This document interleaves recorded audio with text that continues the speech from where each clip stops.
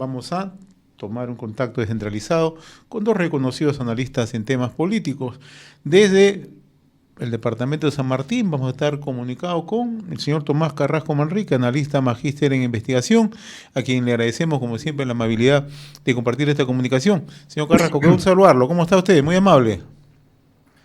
Buen día, señor Hernández.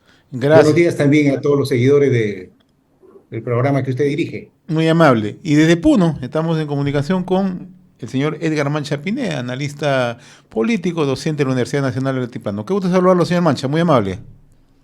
Muy buenos días, don José. Buenos días también a don Omar Carrasco. Un saludo a la distancia y siempre es un gusto estar con ustedes. Sí, Gracias. sí, en efecto, tanto con Tomás Carrasco como con Edgar Mancha vamos a analizar la situación en el país. En primer lugar, quiero trasladarle la primera inquietud a Tomás Carrasco, ¿no? ¿Cómo está mirando esta crisis política, ¿no?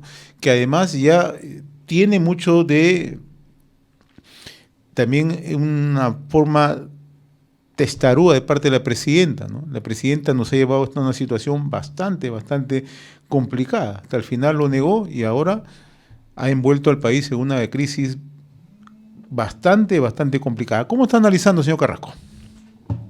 Bueno, no hay duda que hay una crisis en estos momentos y no es cualquier crisis, ¿ah? El mismo gobierno, con sus actitudes, con sus demostraciones, con pretender demostrar fuerza con respaldo de las Fuerzas Armadas y todo ello, no hace más que mostrar que hay una debilidad al interior del gobierno. Hay un estado de crisis y es que la presidenta de la República es la responsable de todo esto. Hay varias cosas que ya están bastante claras en esta situación que ha venido difundiendo los medios de comunicación con el tema de los relojes y el resto de joyas que ha hecho uso y ha manifestado la presidenta de la República frente a la comunidad, ¿no? Está bastante claro que hasta hoy son 4 relojes Rolex y que la prensa ha mostrado en el brazo de la mandataria, en varias actividades oficiales. Eh, y está bastante claro que la presidenta de la República no tiene cómo justificar esta tenencia de estos relojes y de la pulsera de diamantes, que es la última que se ha publicado el día de ayer. Eh, y no es solamente como señalan los ministros, que no es bueno, el problema de lo que usa la presidenta, sino que se trata de bienes que aparentemente muestran un enriquecimiento ilícito. Si nosotros hacemos números, los 4 relojes más la pulsera de oro y diamante llegan aproximadamente a $120.000, que eso significa que en soles está bordeando los 400.000. Y eso no justifica, pues, para el sueldo que tiene la presidenta de la República. Eso y muchas cosas más están confirmadas al extremo de que este estado de crisis al que nos ha llevado la presidenta de la República necesitan de algunas salidas que creo que deben ser asumidas desde el Congreso de la República. En efecto, vamos a mirar hacia adelante cuáles pueden ser las probables salidas, ¿no? Y de qué manera el comportamiento del Ejecutivo Legislativo, ¿no? Pero también le traslado la pregunta inicial a Edgar Mancha desde Puno, ¿no? O sea, ¿cómo está mirando toda esta situación en que nos ha envuelto la presidenta Dina Boluarte? Una situación muy lamentable, muy penosa y tratándose de la primera autoridad del país cuando se debería demostrar en estos tiempos de crisis económica, donde sobre todo nos está flagelando los mayores problemas, el tema de la corrupción, el tema de la inseguridad, el tema de la reactivación económica, el tema del empleo, el tema de la mejora de la educación y la salud. Frente a esto, realmente es una cachetada, por decir así, a la pobreza del país cuando vemos a una presidenta que sufre de oniomanía.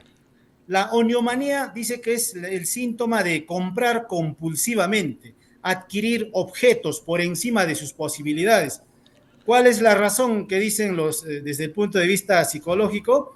Es que se quiere compensar un vacío, es que se quiere compensar de repente una necesidad. Pero ese aspecto realmente nos da mucho que desear de nuestra clase política. Es que muchos dicen, la política se vive de gestos. Gestos son señales que se debe dar a la población. Si no tiene nada en todo caso, decir que todo está transparentemente, ¿por qué desde un primer momento la señora Boluarte no ha explicado cómo obtuvo esos relojes o quién se los regaló? Y si alguien se los regaló, ¿por qué se los regaló? ¿A cambio de qué? Entonces, algunos amigos dicen, es una cortina de humo que en estos días la prensa está arremetiendo. Yo creo que no, porque desde todo punto de vista, la primera autoridad del país debería demostrar idoneidad, debería demostrar honestidad. Y obviamente, pues esos aspectos no estamos viendo en esta presidenta, que a todas luces ha demostrado más bien no tener actos de transparencia en lo que viene realizando al frente de la gestión gubernamental. Ahora ha indicado de que a la fiscalía está adelantando que ella va a dar su declaración cuanto antes. Esperemos que así sea, pero yo creo que eso desde un inicio debió haber explicado al país el origen de estas joyas, de todo estos signos de evidentes de riqueza que esta señora tenía, pues, cuando era ella trabajadora de la RENIEC con un sueldo de 3.500, prácticamente se cayó, ¿no es cierto? Esa explicación que dijo que era fruto de su esfuerzo, de los 18 años, de que a partir de los 18 años ella trabaja. Totalmente eso incongruente. Entonces el asunto es eso, cuando se ve en una autoridad signos de no indicar con claridad y firmeza cómo es que uno obtiene. Hay un dicho que dice, cuentas claras, y creo que en ese aspecto no hemos visto esa disposición de nuestra presidenta. Ahora, hace unos instantes, don Tomás Carrasco se preguntaba qué salida podemos tener, ¿no? Y la pregunta de por sí es válida, ¿no? ¿Hay alguna salida, don Tomás? Es difícil conocer si es que realmente por parte de la salida está en el Congreso de la República, porque la presidenta Boluarte no va a renunciar definitivamente con su pronunciamiento, ha dejado bastante claro esta situación. Ella piensa continuar y es más, se ha victimizado, ¿no? Entonces, es una señal clara de que ella va a continuar en el gobierno y que renunciar al cargo no está en sus planes. Ahora, la salida está en una posible vacancia desde el Congreso de la República.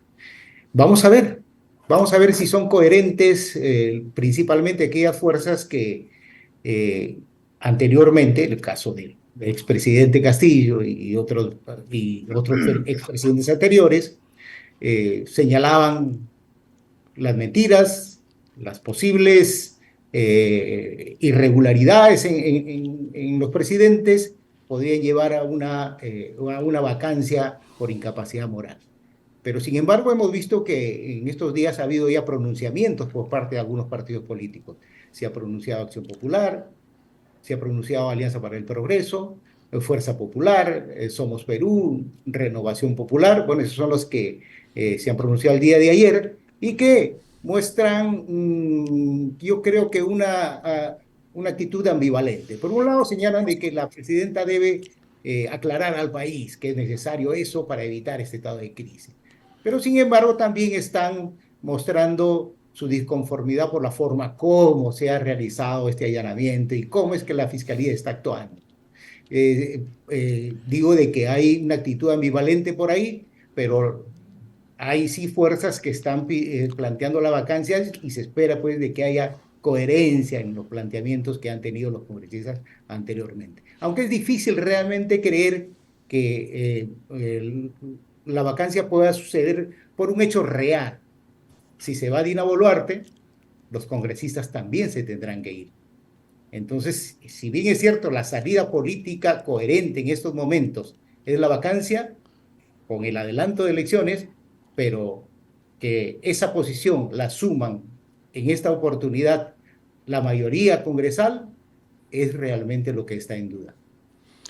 En esa misma línea, don Edgar Mancha, ¿no? ¿Cómo es que, o cuál puede ser en todo caso el tránsito de la presidenta en los próximos días, en la próxima semana, en los próximos meses, ¿no?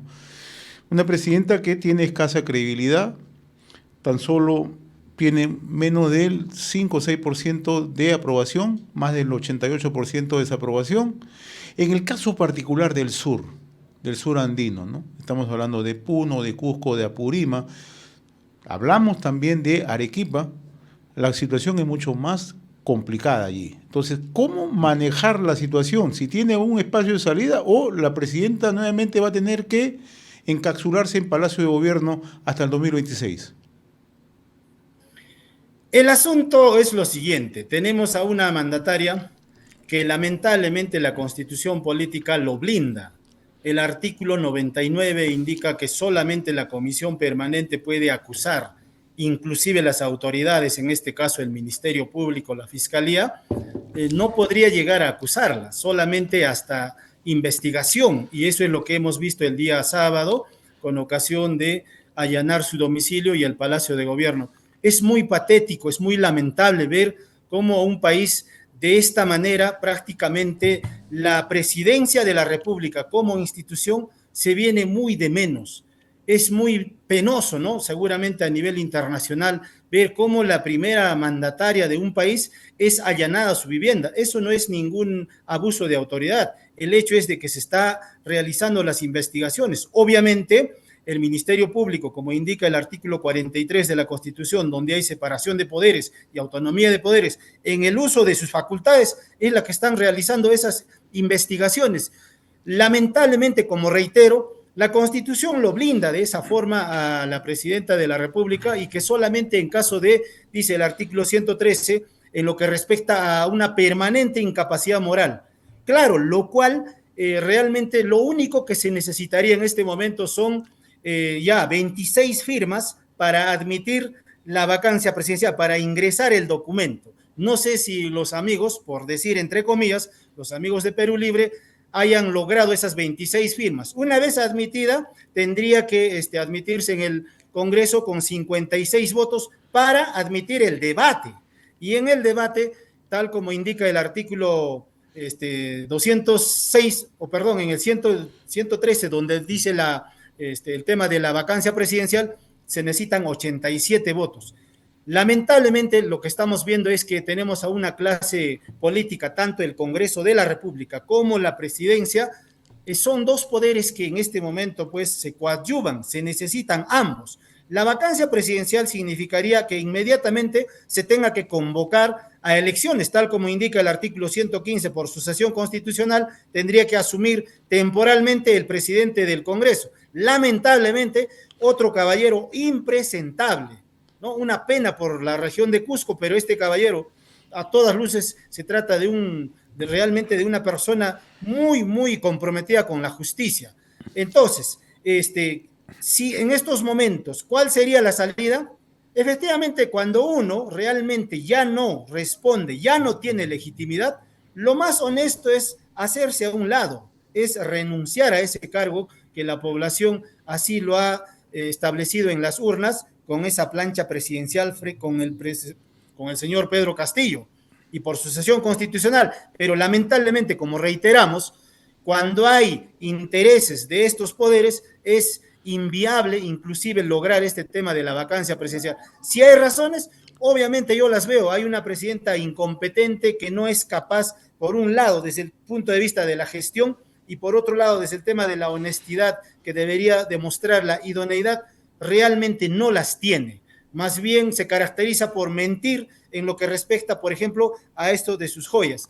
En ese sentido, ¿hay condiciones? Sí las hay para vacarlas, pero hay que ver en el Congreso de la República. ¿Hay los votos? Eso está por debatir. No creo que se pueda lograr esa cantidad de votos. ¿Por qué? Porque a esta gente del Congreso, a estos impresentables, discúlpenme el término, no les conviene porque ellos no quieren irse, ellos quieren estar hasta el 28 de julio del año 2026. Entonces parece que estamos entrampados en este aspecto, ¿no? Y la población, sobre todo la región sur del país, ve realmente con ojos de indignación, pero el asunto está ahí cuando no hay voluntad de parte de quien está al frente de la primera magistratura del país, no tiene esa voluntad. Lamentablemente, el Congreso debería tomar esas acciones, ¿no? Pero tampoco vemos esa predisposición. Yo creo que es una lección que debe servirnos profundamente a los peruanos. Visto desde esa perspectiva, han planteado dos temas interesantes. Uno, el Congreso no va a tener la voluntad de vacar a la presidenta. El otro tema que plantea el señor Mancha, que la presidenta, en un gesto de prendimiento, renuncie, cosa que es poco probable, por lo que la propia presidenta lo ha manifestado, el propio presidente del Consejo de Ministros lo ha ratificado. ¿Hacia dónde transitamos hacia el año 2026 entonces, ¿no? En medio de una turbulencia política, en medio de un descrédito, en medio de la desconfianza, en medio de la inestabilidad, con altos niveles de inseguridad ciudadana, con una recesión económica constante. ¿Hacia dónde caminamos? ¿La calle se puede activar, don Tomás? A ver, yo creo que eh, la inestabilidad política se va a acrecentar,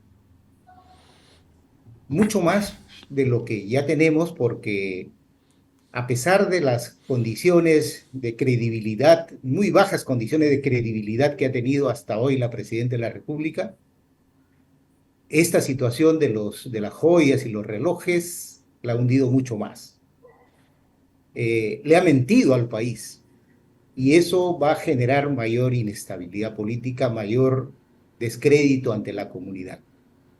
Dijo que los relojes eran de antaño, se ha demostrado que no son de antaño, que son actuales, son del año 2023, al menos uno de ellos, que han encontrado la evidencia en la vivienda de la Presidenta de la República. Además, ha mentido al país porque no solamente directamente, sino a través de sus ministros.